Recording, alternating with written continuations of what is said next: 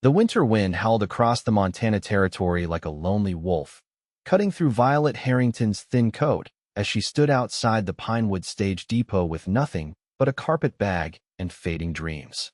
It was 1878, and the promise of a new life out west had turned as bitter as the December air when she discovered her mail-order marriage was a cruel joke. The husband who'd written such promising letters didn't exist, and the townsfolk who'd watched her arrival seemed to find amusement in her misfortune.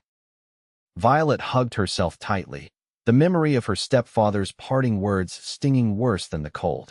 "No man will ever want damaged goods like you," he'd sneered after collecting the bride price from her non-existent suitor.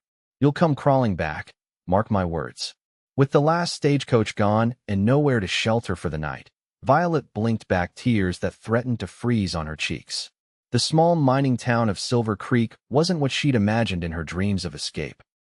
Its single street was lined with weathered buildings, saloons doing brisk business, while more respectable establishments closed their doors against the coming night. "Madam, you've been standing there near an hour now." The voice startled her deep, unhurried, with a slight drawl that spoke of Texas roots. Violet turned to find a tall man regarding her with curious eyes beneath the brim of a well-worn Stetson. His face was tanned and weathered, with a strong jaw partially hidden beneath several days' worth of stubble. Unlike the miners and townsfolk, he carried himself with the easy confidence of someone at home in the wilderness. "I'm waiting for someone," she lied, pride preventing her from admitting the truth. The man's gaze drifted to her single bag, then back to her face. "Stage is gone for the week, miss. And whoever you're waiting for ain't coming tonight." He gestured toward the darkening sky. "Storm's moving in. You got somewhere to stay." Violet lifted her chin. "I'm perfectly fine, thank you." A ghost of a smile touched his lips. "No offense, madam, but you look about one gust away from blowing over." He removed his hat, revealing dark hair that curled slightly at the ends. "Lucas Reeves. I run the double R about 10 miles north of here." "Violet Harrington," she replied automatically, then cursed herself for giving her real name to a stranger. Lucas nodded toward the town's only hotel, a 2-story building with peeling paint. "Mrs. Donovan keeps clean rooms. I can walk you there if you'd like." "I don't need charity," Violet snapped, the embarrassment of her situation making her voice sharper than intended. "Never said you did." He replaced his hat, unruffled by her tone. "But even the strongest folks need shelter in a storm." As if to emphasize his point, the wind gusted harder, nearly knocking Violet off balance. A few snowflakes began to swirl around them. "I don't," she began, but the truth caught in her throat. She had nowhere to go and barely enough money for a single night's lodging. After that, she'd be truly destitute in a town that already seemed to regard her as entertainment. Lucas waited patiently, as if he had all the time in the world despite the worsening weather. "I've been deceived," Violet finally admitted, the words bitter on her tongue. "The man who was to meet me doesn't exist." Understanding dawned in Lucas's eyes. "Mail order arrangement?"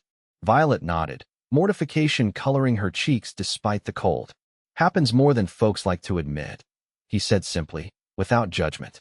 "Come on, let's get you someplace warm before this snow gets serious." Against her better judgment, Violet fell into step beside him. "Why help a stranger, Mr. Reeves?" "Lucas," he corrected. "And my mother would haunt me proper if I left a lady to freeze." He glanced at her from the corner of his eye. "Besides, seems to me you've had enough disappointment for one day without adding frostbite." The hotel lobby was mercifully warm, a pot-bellied stove radiating heat in the corner. The proprietress, a stout woman with graying hair and shrewd eyes, looked up from her ledger as they entered. "Evening, Mrs. Donovan," Lucas greeted her. "Miss Harrington here needs a room for the night."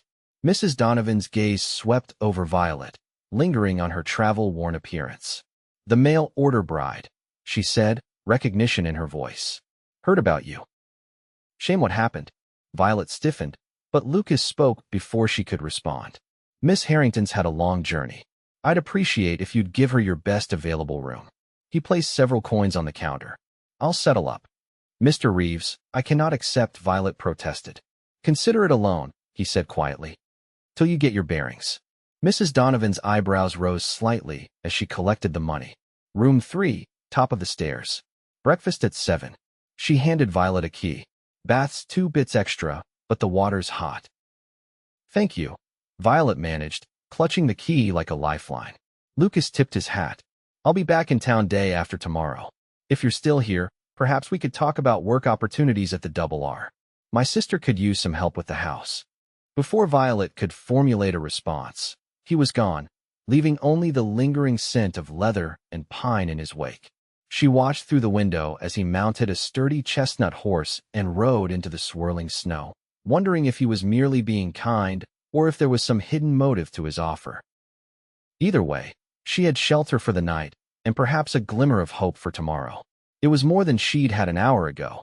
In her room, Violet sat on the narrow bed and finally allowed herself to cry not from despair, but from the overwhelming relief of having survived the first day of her uncertain new life. Dawn broke clear and cold over Silver Creek, sunlight sparkling off fresh snow that transformed the rugged mining town into something almost picturesque. Violet woke early after a night of fitful sleep, her dreams haunted by memories of her stepfather's cruel laughter as she'd boarded the train east. The hot bath she'd splurged on had washed away the grime of travel, but not the lingering shame of being duped. She dressed carefully in her second-best dress, a practical navy blue with minimal trim, and pinned her auburn hair into a neat bun. If she was to find employment, she needed to appear respectable despite her circumstances. Mrs. Donovan nodded approvingly when Violet appeared for breakfast. You clean up nice, girl. She set down a plate of eggs and biscuits. Got plans? I need to find work, Violet said, savoring the hot food. I can't afford another night's lodging. The older woman's expression softened slightly. Might be Widow Parker needs help at the dressmaker's shop. She's getting on in years, and her eyes ain't what they used to be. Hope flickered in Violet's chest. I'm skilled with a needle. I'll mention you're looking, Mrs. Donovan promised. And don't fret about tonight. Rooms paid through tomorrow. Violet paused mid-bite. Mr. Reeves only paid for one night. Mrs. Donovan's mouth twitched.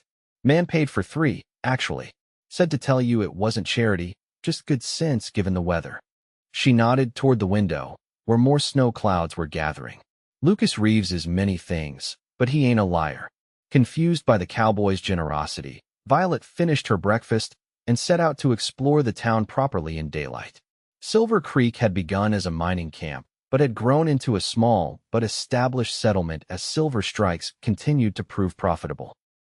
The main street featured the essential businesses general store, blacksmith, 2 saloons, a small bank, and the hotel. A white-steepled church stood at the far end, while modest homes spread outward from the commercial center. The dressmaker's shop was a tidy establishment with a display window featuring a green velvet dress that, while several seasons behind Eastern fashion, showed skilled workmanship. Violet took a deep breath and pushed open the door, a small bell announcing her arrival. Widow Parker proved to be a tiny woman with spectacles perched on her nose and pins tucked into the collar of her dress. She looked up from the fabric she was cutting and squinted at Violet. You must be the girl Martha Donovan mentioned, she said without preamble. Can you sew a straight seam? Yes, madam, Violet replied. I was apprenticed to a dressmaker in Philadelphia for 3 years before. She trailed off, unwilling to explain her circumstances. Before you came west to marry a man who doesn't exist, the widow finished bluntly. News travels fast in small towns, girl. No use pretending otherwise. Violet's cheeks burned. Yes, madam. To her surprise, Widow Parker cackled. Lord, don't look so mortified. You're hardly the first woman to be hoodwinked by a silver-tongued devil, and you won't be the last. She gestured toward a half-finished bodice. Show me what you can do with that. If you don't ruin it, we'll talk wages. Grateful for the opportunity, Violet settled at the sewing table and threaded a needle.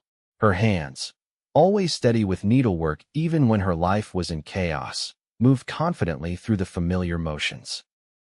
The widow watched critically for several minutes before nodding in apparent satisfaction and returning to her own work. They sewed in companionable silence for nearly an hour before the bell jingled again. Violet looked up to see a young woman about her own age entering the shop. She was strikingly pretty, with dark hair and eyes that immediately reminded Violet of Lucas Reeves. Mrs. Parker, I've come about. The woman stopped short when she noticed Violet. Oh, I didn't realize you had company. This is Miss Harrington, the widow said. She's showing me her stitch work. Miss Harrington, this is Laura Reeves, Lucas's sister, Violet asked before she could stop herself. Laura's expression brightened. You've met my brother? Briefly, Violet admitted. He was kind enough to direct me to the hotel yesterday evening. That sounds like Lucas, Laura said with a warm smile. Always looking out for strays, no offense intended, she added hastily. I just meant he has a good heart. None taken, Violet assured her, though the description stung more than it should have. Was that how Lucas saw her? A stray to be pitied? Laura turned back to the widow. I've come about my dress for the Christmas social. Is it ready for a fitting? Another day or two, Mrs. Parker promised. Miss Harrington here might be helping me finish it. If her work continues this good. Laura clapped her hands together. How wonderful. And will you be staying in Silver Creek, Miss Harrington? The question hung in the air, reminding Violet of her precarious situation. I'm not certain yet. Lucas mentioned you might be looking for work, Laura continued. We could certainly use help at the ranch, especially with the holidays approaching. Widow Parker snorted. Don't go stealing my potential assistant before I've even hired her, Laura Reeves. Laura laughed. I wouldn't dream of it, Mrs. Parker. But perhaps we could share? The ranch is only half a day's ride, and we don't need help every day. Violet looked between the two women, overwhelmed by the sudden possibilities after expecting rejection. I would be grateful for any work, she said cautiously. The widow studied her for a long moment. You've got talent with a needle, that's plain enough. I can offer room and board plus $2 a week to start. It ain't much, but it's honest work. And you'd be welcome at the Double R whenever Mrs. Parker can spare you, Laura added. We pay fair wages, and you'd have your own room in the main house. It was more than Violet had dared hope for. Thank you both. I accept, Mrs. Parker. Good. You can move your things into the back room this afternoon. The widow nodded decisively. Now, Laura, tell me more about this trim you wanted on your Christmas dress. As the two women discussed fashion, Violet bent her head over her sewing once more, sending up a silent prayer of gratitude. Perhaps Silver Creek would offer the fresh start she'd been seeking after all. When Lucas returned to town 2 days later, he found Violet settled into a routine at the dressmaker's shop. She was pinning a customer's hem when the bell announced his arrival, and she looked up to see him filling the doorway, hat in hand. Mr. Reeves, she greeted him formally, though her heart inexplicably quickened at the sight of him. If you're looking for Mrs. Parker, she stepped out to deliver a dress. Actually, I came to see how you were faring, he said, remaining near the door as if uncertain of his welcome. Laura mentioned you'd found employment here. Violet nodded, returning her attention to the hem to hide her confusion at his interest. Mrs. Parker has been very kind. I'm to help her 3 days a week and assist at your ranch the other days, if that arrangement still suits you. More than suits, Lucas replied. Laura's been talking of nothing else since she met you. He hesitated. I brought the wagon to take you out to the Double R today, if you're available. Storms passed, and the roads clear enough. Mrs. Parker chose that moment to return, bringing a blast of cold air with her. Ah, Lucas. Right on time. I've packed Miss Harrington's things already. She turned to Violet. Off with you now. I expect you back on Monday. But the hemming, Violet protested. Can wait. Go on, before the weather turns again. 20 minutes later, Violet found herself seated beside Lucas in a sturdy wagon, heading north out of Silver Creek. The snow-covered landscape stretched before them, mountains rising majestically in the distance beneath a sky so blue it hurt to look at it. Despite the cold, Violet felt a sense of wonder at the wild beauty surrounding them. It's not what you expected, is it? Lucas asked, breaking the comfortable silence that had fallen between them. The West? No, not entirely, Violet admitted. It's both harsher and more beautiful than I imagined. Lucas nodded, his hands steady on the reins. Most Easterners come with notions from dime novel savage Indians behind every rock and heroic cowboys shooting outlaws at high noon. His mouth quirked into a half-smile. Reality's usually less dramatic, but no less dangerous in its way. Is that why you warned me about the storm that first night? Violet asked. Because the dangers here are less obvious? Partly, he acknowledged, though any fool could see that storm coming. He glanced at her. May I ask what brought you west, Miss Harrington? Besides the mail order arrangement. Violet stiffened, her hands tightening in her lap. I'd rather not discuss it. Lucas accepted her refusal without offense. Fair enough. We all have histories we'd prefer to leave behind. His easy acceptance made Violet feel oddly guilty. It's not a particularly unique story, she found herself saying. My mother died when I was 16. My stepfather. She paused, the words sticking in her throat. He made it clear I was no longer welcome once my usefulness ended. Lucas's jaw tightened. Some men don't deserve the title. No, Violet agreed softly. They don't. They drove in silence for several minutes before Lucas spoke again. The Double R isn't grand like some of the cattle spreads down Texas way, but it's good land. My father homesteaded it 20 years ago. When he and my mother passed from the fever 5 years back, Laura and I kept it going. I'm sorry for your loss, Violet said sincerely. Lucas nodded his thanks. We've built something solid. 40 head of cattle, some of the best horses in the territory, and enough cropland to see us through winters. Pride colored his voice. It's a good life, if not an easy one. As they crested a small rise, the ranch came into view in the valley below. A sturdy 2-story house of hewn logs stood at the center of the property, smoke curling from its stone chimney. Several outbuildings, barn, bunkhouse, and what appeared to be a smithy formed a rough half-circle behind it. Even from a distance, Violet could see it was a well-maintained property, speaking to the care of its owners. It's lovely, she said honestly. Lucas's expression softened as he looked at his home. Been adding to the main house every year. Laura deserves better than a bachelor's cabin. The road wound down into the valley, and as they approached, Violet noticed a young boy of perhaps 12 racing toward them from the barn. He waved enthusiastically, and Lucas raised a hand in greeting. That's Peter, he explained. Laura's been teaching him his letters. Bright boy. Is he your? Violet let the question trail off, suddenly aware she knew very little about Lucas's personal life. Ranch hand son, Lucas clarified. His father, Michael, helps manage the place. Good man. Relief washed through Violet, though she couldn't quite explain why it mattered. As they pulled up to the house, Laura appeared on the porch, wiping her hands on an apron. You're finally here, she called. I was beginning to think you'd gotten lost, Lucas.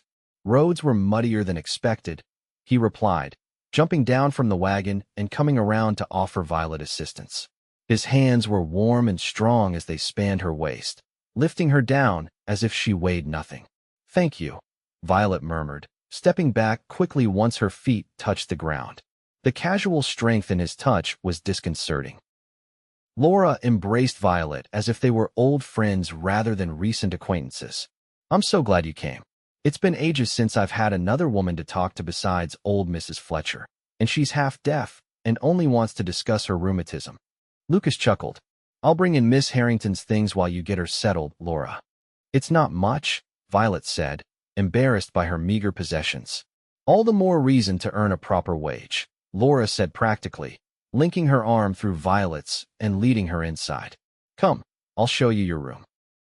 The interior of the house was unexpectedly refined for a frontier home. The main room featured a massive stone fireplace, comfortable-looking furniture, and shelves lined with books. Bright rugs covered the plank floors, and curtains framed the windows, small touches that transformed the rustic structure into a true home.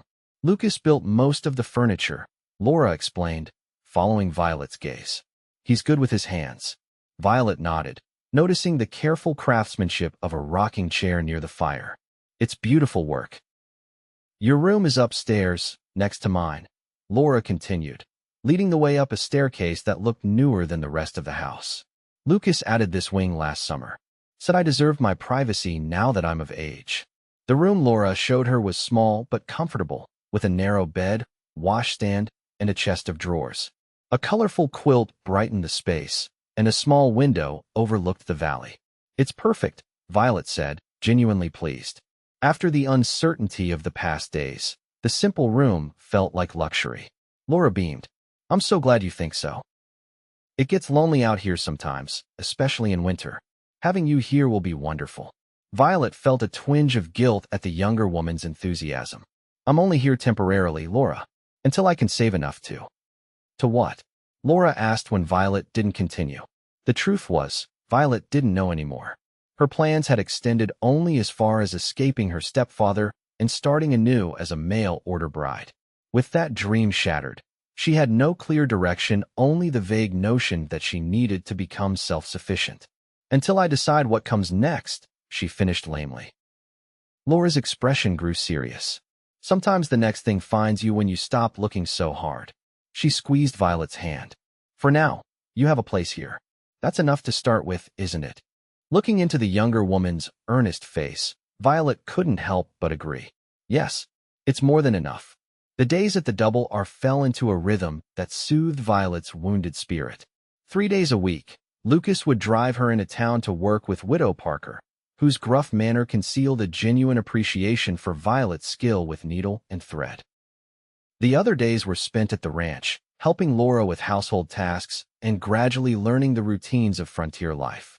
To her surprise, Violet found herself enjoying the physical work gathering eggs from obstinate hens, kneading bread dough until her arms ached, even learning to milk the placid Jersey cow Lucas kept for fresh dairy. There was satisfaction in tangible accomplishments, so different from the endless social obligations that had filled her Philadelphia days. Lucas himself remained something of a mystery. He was unfailingly polite but maintained a certain distance, as if hesitant to intrude on her privacy. Violet often felt his gaze on her when he thought she wouldn't notice, thoughtful, assessing, and tinged with something she couldn't quite identify. One evening in mid-December, nearly 2 weeks after her arrival, Violet was darning socks by the fire when Lucas entered the house, bringing the scent of cold air and pine with him. Laura had retired early with a headache, leaving Violet alone in the main room. "Evening, Miss Harrington." He greeted her, hanging his coat and hat on a peg by the door. "Laura already abed?" Violet nodded, suddenly conscious of the impropriety of being alone with him. She had a headache. "I thought I'd finish these before turning in myself." Lucas crossed to the fireplace, warming his hands. "Never known anyone to take such care with darning. Those socks will outlast the ones they came with." "My mother always said anything worth doing was worth doing properly," Violet replied, unable to suppress a small smile at his observation. "Wise woman." Lucas settled into the chair opposite her, the firelight casting his features into strong relief. "You've been with us nearly 2 weeks now. Are you finding the arrangement satisfactory?" The formal phrasing made Violet look up from her work. "Very much so. Your sister has been exceedingly kind, and the work is fulfilling." Lucas studied her for a moment. "You're not what I expected, Miss Harrington." "Oh." Violet set her darning aside. "And what did you expect, Mr. Reeves?" A faint smile touched his lips. "When I found you at that stage depot, looking like a half-drowned cat, but still proud as any queen, I figured you'd last maybe 3 days before heading back east." "You underestimated me," Violet said, strangely pleased by his admission. "Seems I did." His eyes, warm in the firelight, held hers. "Won't make that mistake again." Something shifted in the air between them, a recognition, perhaps, or a possibility neither was ready to name. Violet broke the gaze first, returning to her darning with suddenly unsteady hands. "Laura mentioned a Christmas social," she said, seeking safer ground. "Is that a tradition in Silver Creek?" Lucas accepted the change of subject gracefully. "Every year since I can remember. The whole county gathers at the church hall. There's music, dancing, more food than even ranch hands can eat." His expression grew reminiscent. "My father used to play the fiddle. Best dancer in 3 territories, too, according to my mother." "You must miss them very much," Violet said softly. "Every day," Lucas acknowledged. "But they left us with good memories and a solid foundation. Can't ask for much better than that." The simple wisdom in his words touched Violet deeply. Her own parents had left her with precious little. Her father had abandoned them when she was an infant, and her mother's remarriage had brought only suffering into their lives. "Will you attend the social?" Lucas asked, interrupting her thoughts. "I hadn't considered it," Violet admitted. "I don't really know anyone yet." "You know me," he said simply. "And Laura would be heartbroken if you didn't come. She's been sewing a new dress for weeks." Violet hesitated. "I don't have anything suitable to wear." "Seems to me you work for the finest dressmaker in the territory," Lucas pointed out with gentle humor. "Might be worth mentioning to Mrs. Parker." The idea of creating something beautiful for herself, something that wasn't practical or mended or handed down, was suddenly appealing. "Perhaps I will," Violet said, a small thrill of anticipation warming her chest. Lucas nodded, appearing satisfied with her response. Good. It's settled then. As he rose to bank the fire for the night, Violet found herself wondering when exactly she had begun to care about Lucas Reeves's opinion and why the prospect of dancing with him made her heart beat just a little faster. The following Monday, Violet approached Widow Parker with uncharacteristic hesitation. The shop was quiet, the morning's customers having departed with their purchases and orders.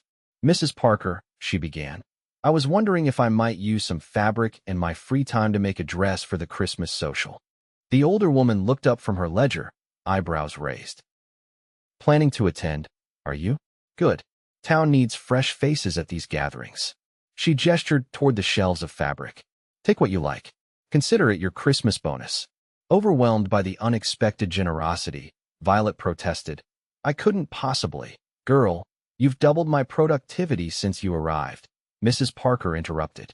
I've finished more orders this month than in the previous 2 combined. You've earned it.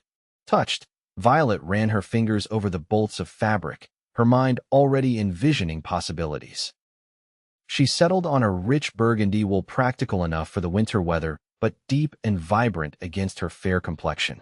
With trembling fingers, she selected matching buttons and a length of black velvet ribbon for trim. A fine choice, Mrs. Parker approved. That color will suit you. Over the next week, Violet worked on her dress during every spare moment. The design was simple but elegant, a fitted bodice with a modest neckline, trimmed with the black velvet, and a full skirt that would move beautifully in a dance. As her needle flew through the rich fabric, Violet allowed herself to imagine Lucas's reaction when he saw her in something other than her practical work dresses. The thought brought a flush to her cheeks. It was foolish to develop feelings for a man who had merely shown her kindness, she reminded herself sternly. Lucas had given no indication that he saw her as anything but his sister's companion and an employee. Yet sometimes, when he didn't think she was looking, she caught an expression in his eyes that made her wonder. The night of the social arrived with perfect winter weather, cold but clear, with stars scattered across the sky like diamonds on black velvet.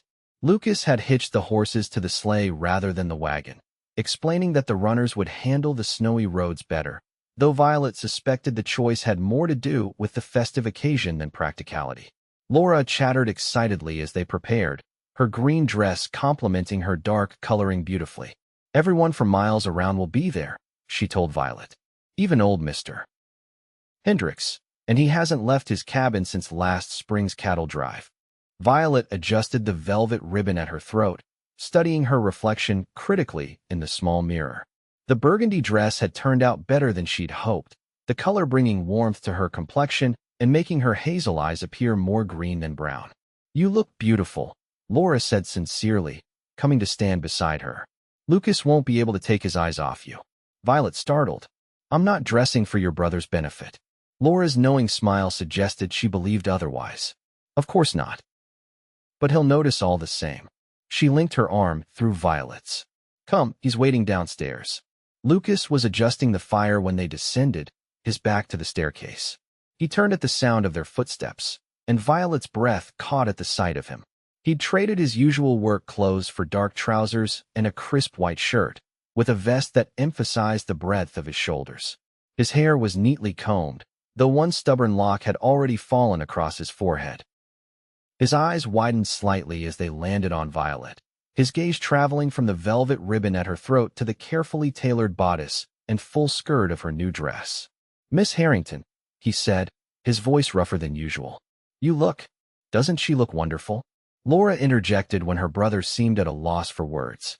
I told her that color was perfect for her. Lucas cleared his throat. You both look lovely, he said diplomatically, though his eyes lingered on Violet a moment longer. The ride to town was magical.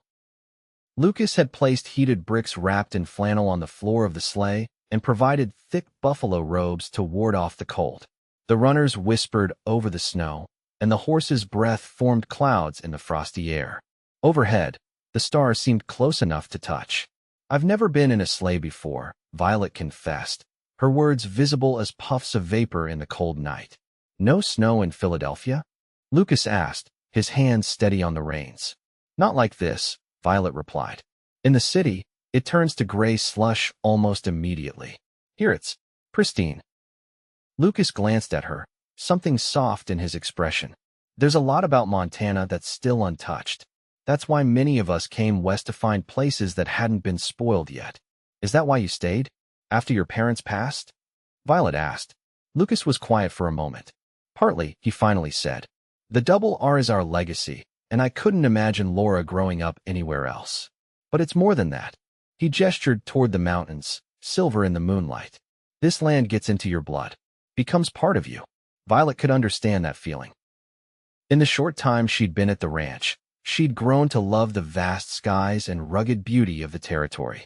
It was so different from the constrained, proper world she'd left behind, a world where a woman's value was measured by her family connections and marriageability rather than her character or abilities. They reached Silver Creek to find the church hall blazing with light and echoing with music and laughter. Lucas helped both women down from the sleigh, his hand lingering on Violet's waist a moment longer than strictly necessary. Ready? He asked quietly. Violet nodded, suddenly nervous at the prospect of meeting so many people at once. As if sensing her apprehension, Lucas offered his arm, a reassuring smile touching his lips. Don't worry, he said. They don't bite. Except maybe old Mrs. Fletcher, but only if you mention politics or her son's choice of wife. The unexpected humor surprised a laugh from Violet, easing some of her tension as they entered the hall. The Christmas social was unlike any gathering Violet had attended in Philadelphia. The church hall had been transformed with pine boughs and red ribbons, lanterns casting a warm glow over the proceedings. A long table groaned under the weight of food, hams, roasted turkeys, pies of every description, and cakes that testified to the competitive spirit of the county's women. In one corner, a trio of musicians played lively tunes on fiddle, guitar, and harmonica, while couples danced in the cleared center of the room. Children darted between the adults, their excitement at the special occasion evident in their flushed faces and bright eyes. Laura was immediately surrounded by friends, leaving Violet by Lucas's side as they made their way through the crowd. He introduced her to so many people that the names became a blur, though everyone seemed genuinely welcoming. So you're the gal working for Widow Parker, one gray-haired woman commented, eyeing Violet's dress approvingly. Got a fine hand with a needle? I can see that. My Henry needs new shirts come spring, might have you make them. Before Violet could respond, she was swept into another conversation, then another. To her surprise, no one mentioned her arrival as a mail-order bride, or the humiliation of being stood up. Either they didn't know, which seemed unlikely in such a small community, or they were showing unexpected tact. Eventually, Lucas steered her toward the refreshment table. You look like you could use some punch, he observed, filling a cup for her. Is it always like this? Violet asked, gesturing toward the festive chaos around them. Lucas chuckled. Only at Christmas. We're a scattered bunch most of the year, ranches and homesteads spread out for miles. Social gatherings matter more when you spend weeks seeing nobody but your own family. Violet sipped the sweet punch, watching the dancers. It's nice. Different from what I'm used to, but nice. And what were you used to, Miss Harrington? Lucas asked, genuine curiosity in his tone. Violet hesitated, memories of Philadelphia society filtering through her mind. Formal affairs where everyone watched everyone else for signs of impropriety or social missteps. Where your worth was measured by your family name and fortune. She shook her head. Nothing like this. Lucas studied her over the rim of his cup. Sounds suffocating. It was, Violet admitted. Especially after my mother died and my stepfather. She stopped, unwilling to darken the festive evening with painful memories. You don't have to tell me, Lucas said gently, but I'm willing to listen if you ever want to. The simple offer, made without pressure or expectation, touched Violet deeply. Thank you, she said softly. Perhaps someday. The fiddle struck up a lively reel, and Lucas set down his cup. Would you care to dance, Miss Harrington? Violet hesitated only briefly before placing her hand in his outstretched one. I'd be delighted, Mr. Reeves. Though I should warn you, I'm more familiar with waltzes than reels. His fingers closed warmly around hers. Then I'll have to teach you our Western ways. The dance was fast-paced and far less formal than those Violet had learned in finishing school. Lucas proved to be an excellent partner, guiding her through the unfamiliar steps with gentle pressure on her waist or hand. When she missed a turn, he simply adjusted, his easy confidence making her feel graceful despite her mistakes. "You're a natural," he told her as they circled each other, and the genuine approval in his voice made her cheeks warm with pleasure. They danced 3 sets before Violet needed to catch her breath. Lucas escorted her to a bench along the wall, disappearing briefly to bring her more punch. As she waited, Widow Parker settled beside her, her sharp eyes taking in Violet's flushed cheeks and bright eyes. "Having a good time with young Reeves, I see," the older woman commented. Violet smoothed her skirts, trying to appear composed. "Everyone has been very welcoming." The widow's knowing look suggested she wasn't fooled. "Lucas is a good man. Best in the county, if you ask me. Never thought he'd look at another woman after what happened with Elizabeth Morgan." Violet's heart gave an odd little skip. Elizabeth Morgan? They were sweet on each other since childhood. Everyone expected them to marry. Mrs. Parker shook her head. Then the railroad came through, and she caught the eye of some Eastern engineer with fancy manners and a fat wallet. Left Lucas without so much as a proper goodbye. "How awful," Violet murmured, trying to reconcile this information with the confident man she'd come to know. "Broke his heart proper," the widow continued. "That was 3 years ago. He's been all business since running the ranch, looking after Laura, building that house room by room like he's trying to fill it with something besides memories." Her gaze sharpened. "Until recently." Before Violet could ask what she meant, Lucas returned with the punch. Mrs. Parker rose with a meaningful look at Violet and patted Lucas's arm as she passed. "You're a sight for these old eyes, boy," she told him. "Nice to see you enjoying yourself for a change." Lucas looked slightly bemused as the widow moved away. What was that about? She was just being friendly, Violet replied, unwilling to repeat the woman's gossip. The evening continued with more dancing, singing of Christmas carols, and the distribution of small gifts among friends and neighbors. Throughout it all, Lucas remained at Violet's side, introducing her, bringing her refreshments, and claiming her for most dances. As midnight approached, he suggested they step outside for some air. The night had grown colder, their breath forming clouds in the still air as they stood on the church steps. "Overwhelming, isn't it?" Lucas asked, nodding toward the noisy hall behind them. "A bit," Violet admitted. "But wonderful too." Lucas studied her profile in the moonlight. "You've changed since you arrived," he observed. Violet turned to him, surprised. "Have I? That first day you looked haunted, like someone who'd lost everything and expected to lose whatever came next too." His voice was gentle, not accusing. "You don't look that way anymore." Violet considered his words. It was true that the desperate fear that had driven her west had begun to fade, replaced by something like cautious hope. "I suppose I've found some solid ground again," she said slowly. "Thanks largely to you and Laura." "You did the finding," Lucas corrected. "We just provided the ground." They stood in companionable silence for a moment, watching their breath mingle in the cold air. Then Lucas spoke again, his voice different, somehow more hesitant. "I heard Mrs. Parker offered you a permanent position at the shop. As a partner, eventually." Violet nodded, surprised he knew. "She mentioned the possibility, yes.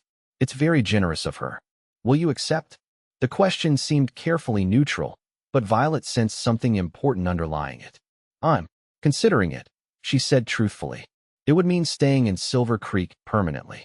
Lucas turned to face her fully. "And is that something you'd want? To stay?" The question hung between them, laden with meaning beyond the simple words. Violet looked up into his face, so familiar now after weeks of shared meals and conversations, of watching him work with the horses or build a new shelf for Laura's books. "I think it could be," she said softly, "if I had sufficient reason." Something changed in Lucas's expression, a softening, a certainty replacing doubt. He stepped closer, close enough that she could feel the warmth radiating from his body in the cold night. "Violet," he said, using her given name for the first time. "I'm not a man for fancy words or grand gestures, but I hope you know what I'm asking." Her heart thundered in her chest. "Ask me anyway," she whispered, "so there's no misunderstanding." Lucas smiled then, a genuine smile that transformed his serious face and crinkled the corners of his eyes. "Would finding a home here with me be sufficient reason to stay?" "With you," Violet repeated, scarcely believing what she was hearing. I know it's soon, he continued, uncertainty flickering across his features. And if you need time, Violet found her courage and reached for his hand, cutting off his words. It is soon, she agreed. But sometimes, as Laura told me, the next thing finds you when you stop looking so hard. Lucas's fingers tightened around hers. Wise girl, my sister. Indeed she is, Violet said, smiling up at him. Slowly, giving her every opportunity to pull away, Lucas bent his head toward hers. His lips, when they met hers, were warm despite the cold night, and Violet felt something inside her shift and settle like the final piece of a puzzle finding its place. When they parted, Lucas rested his forehead against hers. I never expected you, he said quietly. Standing there in the snow that day, looking lost but too proud to admit it. I never expected you either, Violet replied. A cowboy with kind eyes who offered help without conditions. Lucas brushed a tendril of hair from her cheek. Come, it's getting too cold out here. And if we stay any longer, the entire town will be watching from the windows. Sure enough, when Violet glanced toward the hall, several curious faces were peering through the frosted glass. She laughed, the sound bright in the still night. I think it's too late for that. Hand in hand, they returned to the warmth and light of the hall, where Laura's knowing smile suggested she'd been hoping for exactly this development all along. The weeks that followed the Christmas social were the happiest of Violet's life. She continued working for Widow Parker, who grumbled good-naturedly about losing another fine seamstress to matrimony, even as she began teaching Violet the business side of running the shop. At the Double R, her relationship with Lucas blossomed from tentative courtship to deep affection, their evenings often spent planning a shared future by the fireplace. Word spread quickly through Silver Creek about their understanding, bringing a steady stream of well-wishers and curious visitors to both the dressmaker's shop and the ranch. Laura was delighted, telling anyone who would listen that she'd known from the start they were perfect for each other. As if you planned the whole thing, Lucas teased his sister one evening as they sat around the dinner table. Laura's eyes twinkled. Who's to say I didn't? I've been trying to find you a wife for years. Is that so? Violet asked, amused. And here I thought it was pure chance that brought me to Silver Creek. Chance, destiny, or my sister's meddling, I'm just grateful you're here, Lucas said, his hand finding Violet's beneath the table. January brought heavy snows that isolated the ranch for days at a time. Rather than feeling trapped, Violet treasured these quiet days helping Laura preserve the last of autumn's apples, learning to make soap from rendered fat and lye, and spending precious moments alone with Lucas when his sister tactfully found reasons to be elsewhere in the house.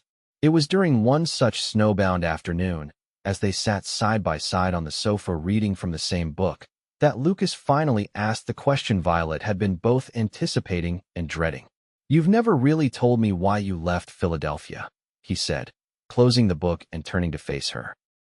I know your stepfather was unkind, but he hesitated. Sometimes you still flinch when someone raises their voice or makes a sudden movement. Violet stared into the fire, her fingers pleating the fabric of her skirt. It's not a pleasant story. Few true ones are, Lucas replied gently. But I'd like to understand, if you're willing to tell me. Taking a deep breath, Violet began to speak. My father abandoned us when I was very young. My mother was beautiful, but not practical. She'd been raised to be ornamental, not useful. We struggled until she remarried when I was 12. Her voice grew distant with memory. Harold Blackwood was wealthy and respected. The match seemed fortunate. Lucas listened silently as she continued. He was controlling from the beginning, critical of everything my mother did, then critical of everything I did. When I was 15, he began. Violet swallowed hard. He would come to my room at night, claiming he was checking on me. His hands would wander. I told my mother, but she didn't believe me or couldn't bear to. Lucas's jaw tightened, but he didn't interrupt. When my mother fell ill, things worsened. Harold blamed me for her deteriorating health, said I was causing her stress with my wild accusations. After she died, he made it clear I was merely a burden he'd tolerate until I could be married off. Violet's hands trembled slightly.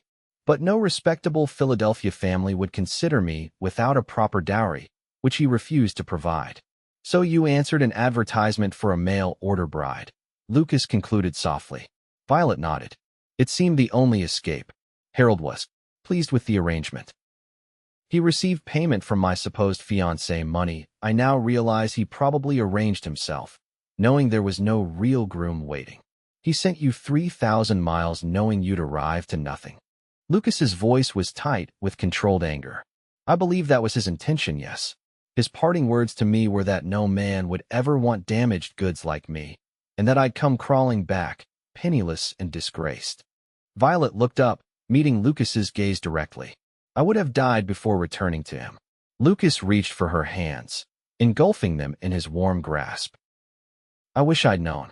That first day, when you were standing there in the cold. You couldn't have known, Violet said. And you helped me anyway, without knowing my story. That means more than I can express. Lucas brought her hands to his lips, pressing a kiss to her knuckles. Your stepfather was wrong about everything, Violet. You're not damaged. You're the strongest person I know. Tears welled in Violet's eyes at his simple declaration. For years, I believed him, that I was somehow lesser, unworthy of love or respect. They lied, Lucas said firmly. All of them your stepfather, the society that valued appearances over character, even your mother who couldn't protect you. They lied about your worth. He released her hands to cup her face gently between his palms. I've known from the moment I saw you standing proud in that snowstorm that you were extraordinary. Nothing in your past changes that. Violet closed her eyes, leaning into his touch. When I came west, I was running away. I never expected to find someone to run toward. And now? Lucas asked, his thumbs brushing away the tears that had escaped despite her efforts to contain them. Opening her eyes, Violet managed a watery smile. Now I think perhaps I've been running toward you all along, without knowing it. Lucas kissed her then, a kiss that held promise and protection in equal measure. When they parted, he kept her close, his arms a sanctuary she'd never thought to find. Marry me, he said, the words both question and statement. Not because you need shelter or protection, but because we belong together. Yes, Violet whispered without hesitation. Yes. Outside, the snow continued to fall, blanketing the world in pristine white, while inside, two people who had known loss and disappointment found in each other the hope and love they both feared might never be theirs. The news of their engagement spread through Silver Creek like wildfire. Widow Parker immediately claimed the right to make Violet's wedding dress, refusing payment despite Violet's protests. Laura threw herself into planning what she called the social event of the decade, while Lucas quietly began construction on a new bedroom suite that would give the newlyweds privacy while maintaining the family home. They set the date for early April, when the worst of winter would be past, but before the demanding spring work on the ranch began in earnest. As the weeks passed, Violet's happiness was clouded only by occasional nightmares, remnants of her past that still haunted her sleep. On those nights, she would sit by her window, watching the stars and reminding herself that she was safe, that her future held promise rather than fear. February brought a welcome thaw, allowing regular trips to town again. On one such visit, while Lucas conducted business at the Mercantile, Violet was sorting mail at the small post office when the postmaster handed her an envelope. Just came in on yesterday's stage, he explained. Addressed to Miss Violet Harrington, care of the Silver Creek Post Office. Violet stared at the envelope, her heart pounding as she recognized the elegant handwriting. Only one person would address a letter to her in that precise script, her stepfather's secretary, who handled his correspondence. With trembling fingers, she broke the seal and unfolded the single sheet of paper. Your whereabouts have been discovered, it read in Harold Blackwood's unmistakable hand. Your continued absence has become a source of gossip that reflects poorly on the family name. A ticket for your return journey has been arranged. Mr. Peterson will arrive by month's end to escort you back to Philadelphia, where a suitable match has been arranged to salvage your reputation. Resistance will result in legal action. The letter was unsigned, but carried his personal seal, a final reminder of his authority. Violet's vision blurred, the familiar sensation of helplessness threatening to overwhelm her. Harold had found her, and worse, he was sending someone to forcibly return her to Philadelphia, to a marriage he had arranged without her consent or knowledge. Violet, what is it? Lucas's voice broke through her panic. He had entered the post office unnoticed, packages under his arm, and was looking at her with concern. Unable to speak, she handed him the letter. His expression darkened as he read, jaw tightening with each line. "This means nothing," he said firmly, folding the paper and tucking it into his pocket. "He has no authority over you. He's influential," Violet whispered, "and vindictive, if he's gone to these lengths to find me. We'll be married before this Peterson fellow even reaches Montana," Lucas said, his voice leaving no room for argument. "And no man influential or otherwise can force a married woman to abandon her husband." His certainty steadied her, but doubt lingered. "What if he brings legal trouble? I don't want to cause problems for you or the ranch." Lucas took her hands, unmindful of the curious postmaster watching their exchange. "Violet, listen to me. Montana isn't Philadelphia. Out here, a woman's choice in marriage is her own. Your stepfather has no claim on you, legal or otherwise." He smiled slightly, a determined glint in his eye. "Besides, I'd like to see any city man try to force his way onto the double R. Michael and I might not have Eastern education, but we're mighty persuasive with a Winchester." Despite her fear, Violet found herself smiling at his fierce protectiveness. "I won't let him take me back," she said, finding her resolve. "Not when I've finally found where I belong." Lucas kissed her forehead, right there in the post office. "That's my girl." They rode back to the ranch in thoughtful silence, the weight of Harold Blackwood's threat hanging between them. As they approached the house, Lucas finally spoke. "I think we should move the wedding forward. No sense waiting until April if this Peterson is arriving by month's end." Violet nodded, practical despite her lingering fear. "Laura will be disappointed to have less time for planning." Lucas laughed. "Laura will be ecstatic to have the wedding sooner. She's been planning this since the day you arrived, whether she admits it or not." His prediction proved accurate. When they informed Laura of the situation and their decision to marry within the week, she clasped her hands with delight. "I'll ride to town first thing tomorrow to speak with Reverend Mills and begin the arrangements," she declared. "We'll have it here at the ranch. The parlor is large enough if we move the furniture. Oh, and I must tell Mrs. Parker to hurry with your dress." Her enthusiasm was infectious, and Violet found her spirits lifting despite the shadow of her stepfather's threat. This was her home now, these people her family. She would not allow Harold Blackwood to steal her happiness again. The following days passed in a whirlwind of preparation.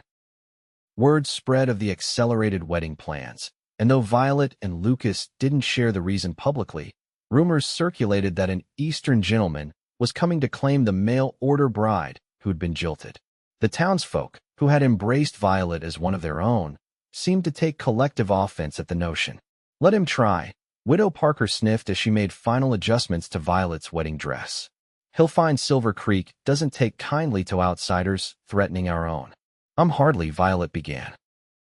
"Don't you dare say you're not one of us," the widow interrupted, pins clenched between her teeth. "You've earned your place here, girl, more than some who were born to it." The simple acceptance brought tears to Violet's eyes. In Philadelphia, her worth had been determined by her family name and fortune, neither of which had protected her from cruelty. Here, she was valued for her character, her skills, her willingness to work and contribute. It was a profound difference that still sometimes caught her by surprise. The wedding day dawned clear and mild, the late February sun bringing a hint of the spring to come. Lucas had spent the previous night in the bunkhouse, honoring tradition despite Laura's teasing that it was foolish given how isolated the ranch was.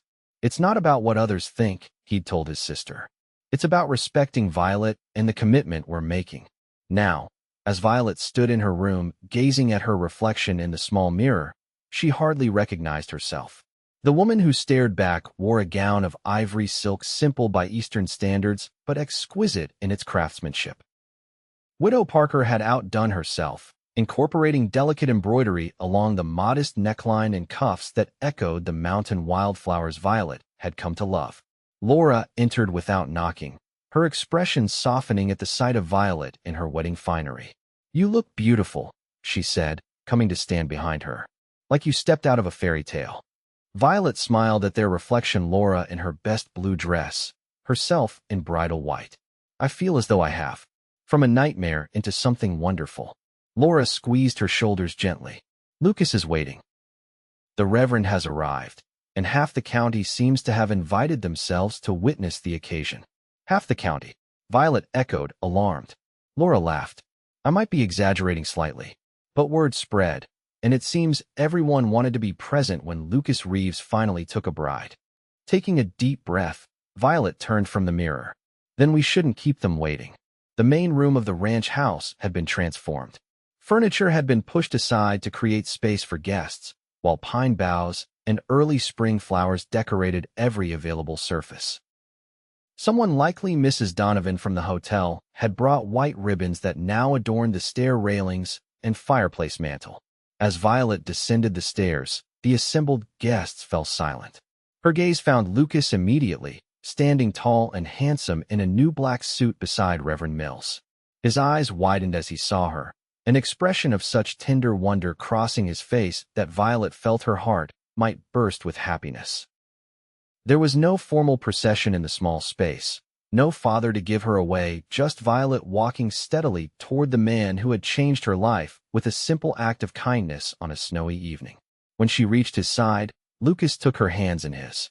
"You're so beautiful," he whispered, his voice rough with emotion. Reverend Mills cleared his throat, a kindly smile on his weathered face. "Dearly beloved," he began, his voice carrying through the crowded room. "We are gathered here today to witness the union of Lucas James Reeves and Violet Marie Harrington in holy matrimony." The ceremony was brief but heartfelt. They exchanged simple vows and plain gold bands that Lucas had ordered from Denver. When the Reverend pronounced them husband and wife, Lucas's kiss was gentle but held a promise that made Violet's cheeks flush with anticipation. The celebration that followed was joyous and relaxed, with food and drink flowing freely. Someone produced a fiddle, and dancing began in the yard despite the lingering patches of snow. Throughout it all, Lucas remained at Violet's side, his hand often finding hers as if reassuring himself that she was real and truly his. As evening approached and guests began to depart, Widow Parker pulled Violet aside. "I have something for you," she said, pressing a small package into her hands. A wedding gift. Inside the wrapping, Violet found a delicate silver locket on a fine chain. "It's beautiful," she breathed, opening it to find it empty, waiting for memories to fill it. "It was my grandmother's," the widow explained. "I never had a daughter to pass it to." Her usually stern expression softened.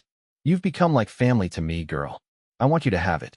Touched beyond words, Violet embraced the older woman. "Thank you for everything." The widow patted her back awkwardly. "Go on now.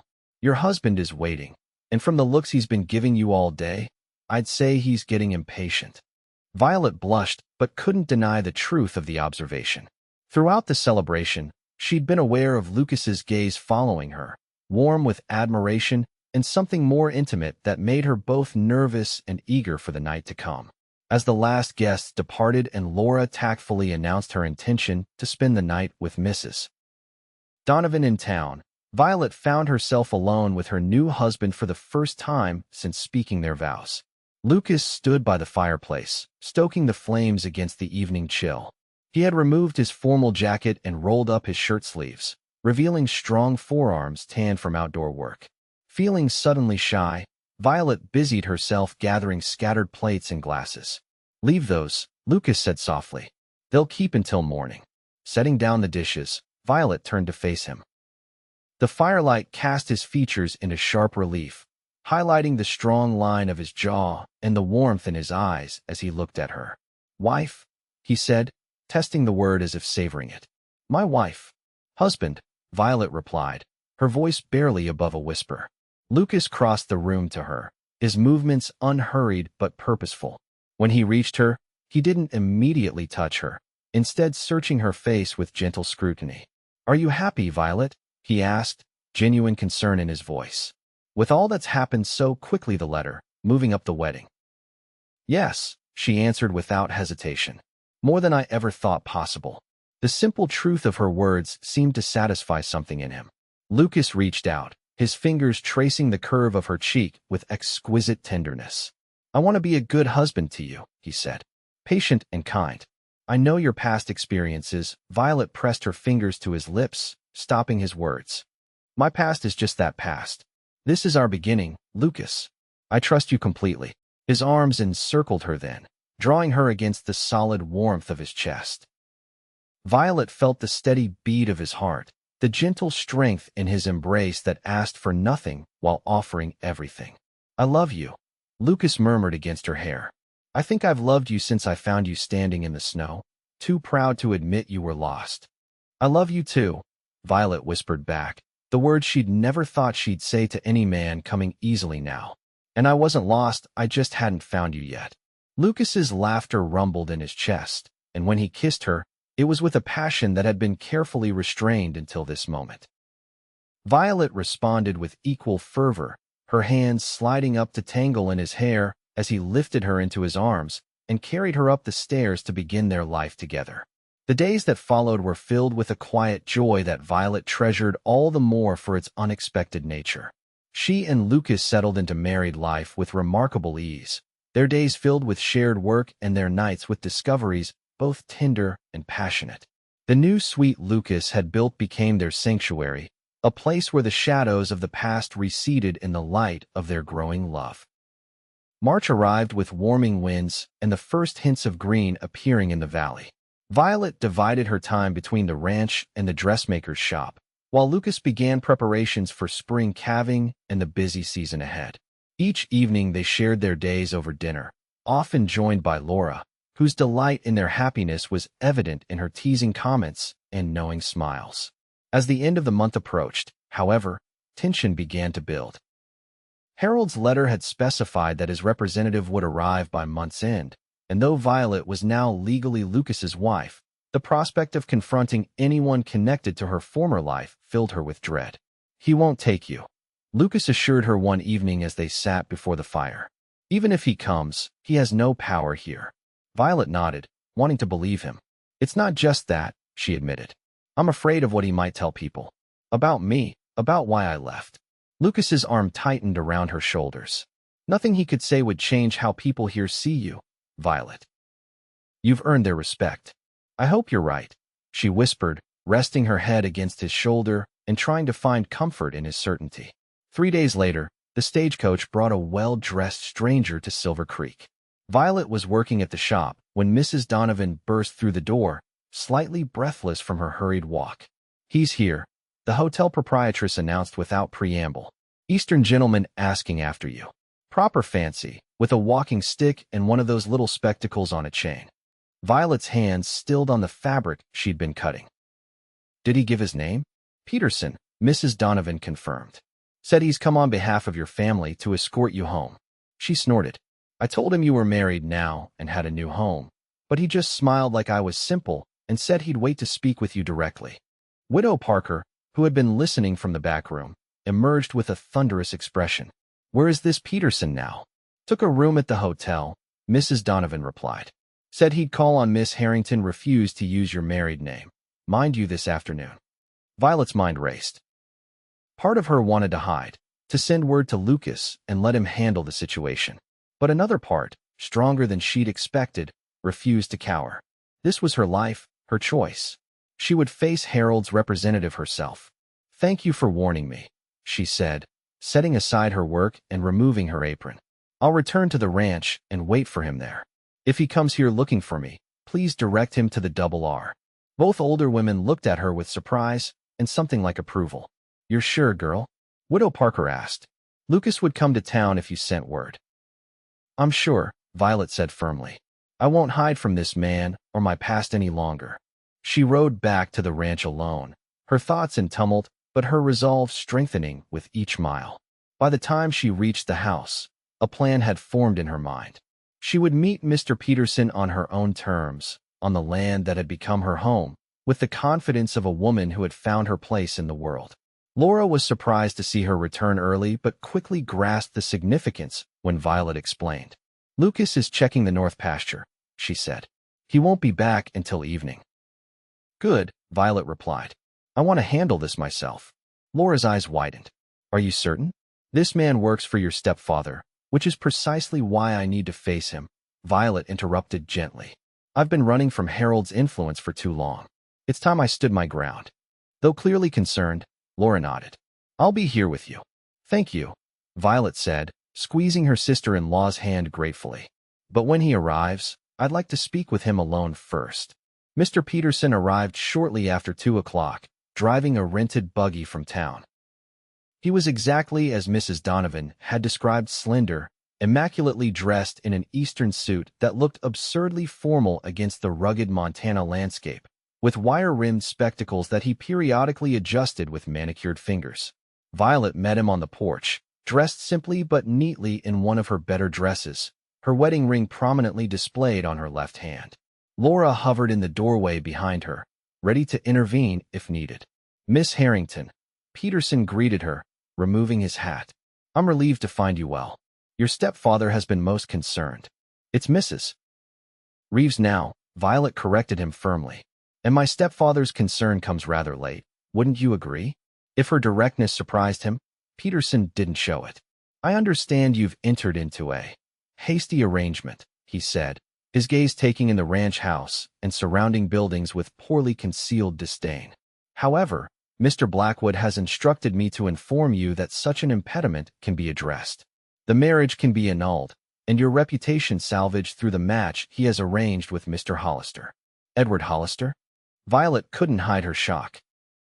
"He's 50 if he's a day, and notorious for his treatment of his first 2 wives." Peterson's expression remained bland. "He is a man of means and standing, willing to overlook your indiscretion in fleeing Philadelphia, as you did." Anger flared in Violet's chest, hot and clarifying. "Mr. Peterson, let me be perfectly clear. I am legally married to Lucas Reeves. I love him, and he loves me. There will be no annulment, no return to Philadelphia, and certainly no arrangement with Edward Hollister or any other man of my stepfather's choosing." She stepped closer, her voice lowering. "Furthermore, should Mr. Blackwood continue to harass me or attempt to interfere in my life, I will have no choice but to make public the real reason I fled his household. I'm certain Philadelphia society would be fascinated to learn of his behavior toward his stepdaughter." Peterson's facade of calm finally cracked, uncertainty flickering across his features. Mrs. Reeves, I'm merely the messenger. Mr.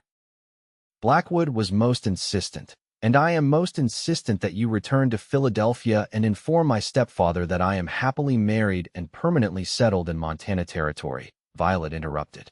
"His authority over me ended the moment I left his house, though he clearly hasn't accepted that fact."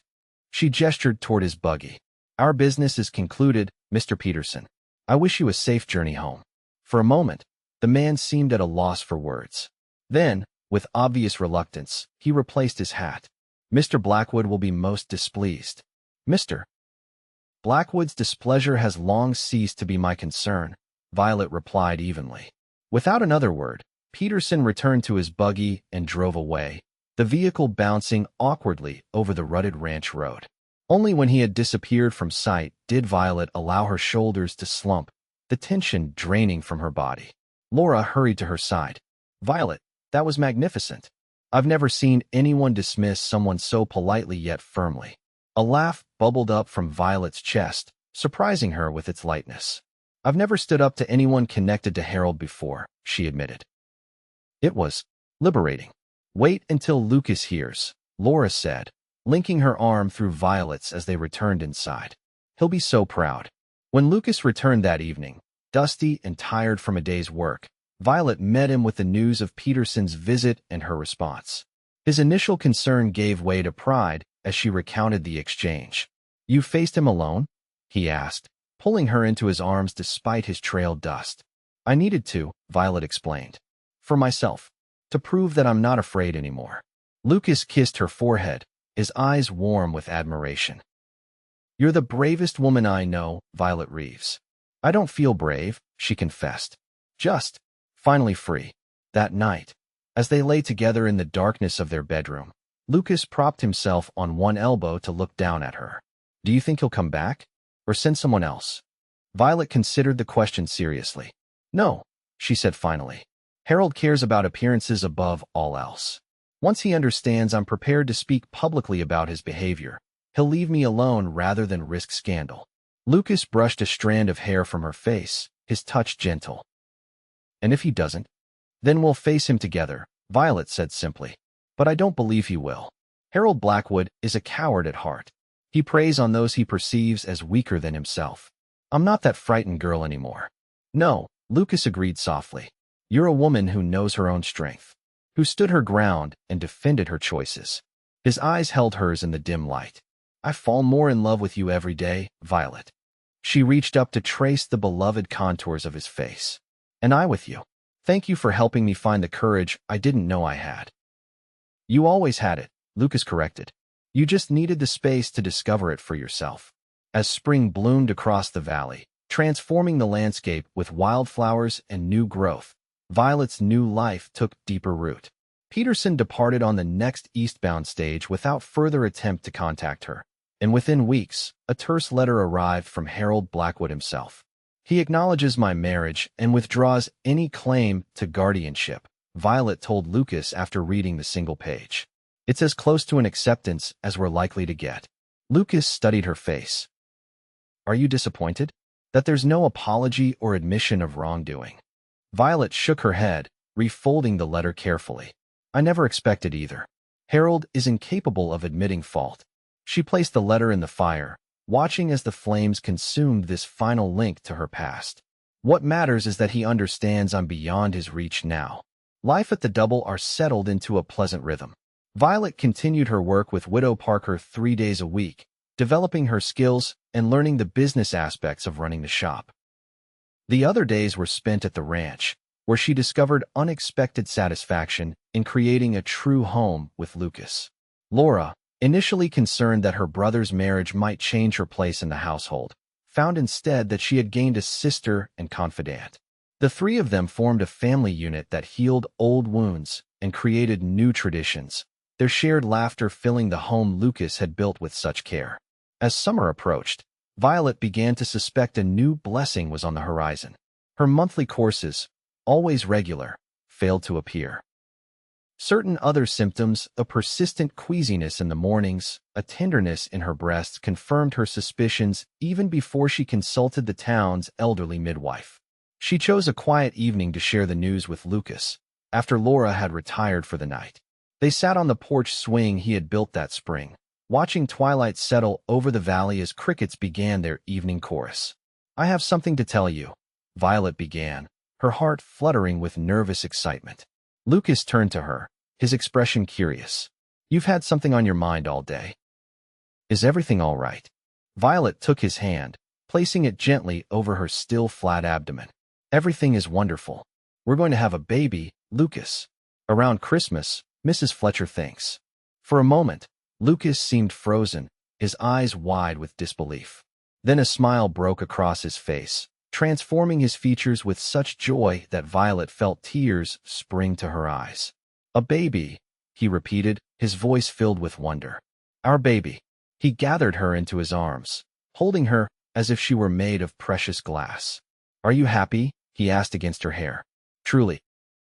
Happier than I ever imagined possible, Violet assured him, her own arms tightening around his solid warmth.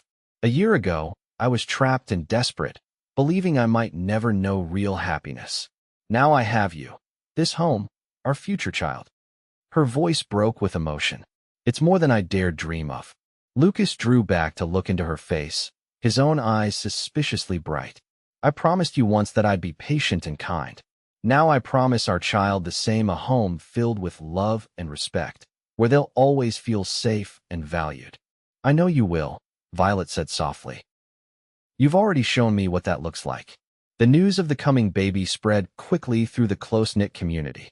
Laura was ecstatic at the prospect of becoming an aunt, while Widow Parker immediately began planning the most elaborate baby garments Silver Creek had ever seen. Even the ranch hands took a proprietary interest, the gruff Michael solemnly promising Lucas that he'd ensure the north pasture fence was repaired so the little one can't wander off once it's walking. As Violet's body changed with the growing life inside her, she found a new kind of confidence. The curves that rounded her figure were visible proof of the future she and Lucas were building together, tangible evidence that she had transcended her painful past to create something beautiful and enduring. Autumn painted the Montana landscape in vibrant hues of gold and crimson, the shortening days a reminder that winter would soon return. Lucas worked tirelessly to prepare the ranch, ensuring adequate hay was stored and repairs completed before the first snow. In the evenings, he would often rest his head against Violet's swollen belly, listening for the movements of their child with an expression of such tender amazement that it brought tears to her eyes. "What do you think of the name James for a boy?" he asked one such evening. "After my father." Violet ran her fingers through his hair, enjoying the simple intimacy of the moment. "James Lucas Reeves. It has a fine sound to it." "And if it's a girl?" Lucas asked, looking up at her. Violet considered. "Perhaps Rose?" "After my mother." "Rose Reeves." Lucas tested the name. "Beautiful, like her mother will be." As December approached and Violet's time drew near, Laura insisted on staying at the ranch rather than making her planned visit to friends in Helena. "I wouldn't dream of being elsewhere when my niece or nephew arrives," she declared, busying herself with final preparations for the baby.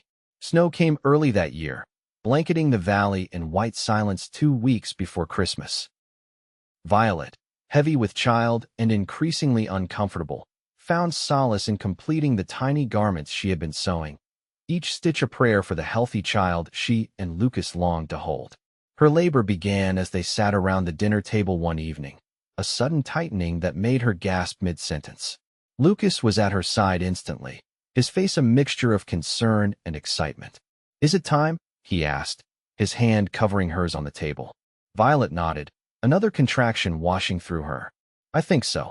The next hours passed in a blur of pain and determination. Mrs. Fletcher had been summoned from town, arriving bundled against the cold with her bag of supplies and decades of experience. She shooed Lucas from the bedroom with firm instructions to keep water boiling and clean linens ready. "Men are useless in a birthing room," she told Violet as another contraction gripped her. "They pace and worry and get underfoot. Better he waits downstairs with that sister of his." Despite the pain, Violet smiled at the image of Lucas pacing anxiously below. "He'll be wearing a hole in the floor." "Let him," Mrs. Fletcher said pragmatically. "It's the only contribution he can make right now. Your job is harder and more important."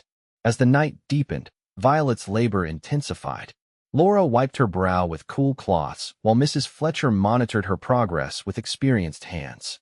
Through it all, Violet drew on a strength she hadn't known she possessed, focusing on the moment when she would hold her child in her arms. Just before dawn, with a final tremendous effort, Violet brought her daughter into the world. The infant's lusty cry filled the room, bringing fresh tears to Violet's eyes as Mrs. Fletcher placed the tiny, red-faced bundle on her chest. "A beautiful girl," the midwife announced. "Strong lungs, good color. She'll do fine." Violet gazed down at her daughter in wonder, counting tiny fingers and toes, marveling at the perfection of her miniature features. "Rose," she whispered. "Hello, my darling Rose." When Lucas was finally allowed to enter, his face was drawn with concern and lack of sleep. He stopped in the doorway, his gaze fixing on Violet and the small bundle in her arms. Without a word, he crossed to the bed and sank to his knees beside it, one trembling hand reaching out to touch his daughter's downy head. "She's perfect," he said, his voice rough with emotion. "Just like her mother." Violet shifted slightly, making room for him to sit beside her on the bed. "Would you like to hold your daughter, Mr. Reeves?" With infinite care, Lucas gathered Rose into his arms, cradling her as if she were made of spun glass. "Hello, little one," he murmured. "I'm your papa." As she watched her husband and daughter together, Violet felt a profound sense of completion. The journey that had begun in fear and desperation had led her here to love, to family, to a home where she was valued and cherished. Rose Elizabeth Reeves was baptized on Christmas Day in the small church in Silver Creek, with Laura standing as godmother and Michael, the loyal ranch foreman, as godfather. As Reverend Mills blessed the infant, Violet leaned against Lucas's solid strength, her heart full to overflowing with gratitude for the life they had built together. Later, as they drove home through the snow-covered landscape, Rose sleeping peacefully in Violet's arms, Lucas spoke the words that had been in his heart since the moment he'd first held his daughter. "I used to think the double R was my legacy, the land, the horses, the home I built. But now I understand that this you and Rose, this is what truly matters. This is what will endure." Violet looked up at him, love shining in her eyes. When I came west, I believed what I'd been told, that no one would ever want me, that I was somehow less worthy of love than others. She glanced down at their sleeping daughter. You showed me how wrong that was. You saw value in me when I couldn't see it in myself. Lucas's arm tightened around her shoulders. They lied, he said simply, echoing words he had spoken months before. About who you were, about what you deserved. Yes, Violet agreed, resting her head against his shoulder as the sleigh carried them home through the pristine white landscape. They lied, and I'm so very glad you helped me discover the truth. As the years passed, the double R prospered under Lucas's careful management. Rose grew into a spirited child with her father's dark hair and her mother's hazel eyes, followed 2 years later by a brother, James, who inherited Lucas's quiet strength and love of the land. Violet eventually became full partner in the dressmaker's shop when Widow Parker decided to retire, dividing her time between her growing business and the ranch that had become her true home. Her reputation for fine work spread throughout the territory, bringing customers from as far as Helena and Bozeman. Each Christmas, as they gathered around the fire with their children and an ever-expanding circle of friends who had become family, Violet would catch Lucas's eye across the room and share a silent moment of gratitude for the journey that had brought them together, a journey that had begun with a lost young woman standing in the snow and a cowboy who had seen her true worth when she needed it most. And in quiet moments, when Rose would ask about how her parents met, Violet would begin the story with the words that still held power to move her heart. I was told no one would ever want me, she would say, her eyes finding Lucas's across the room. And your father said they lied.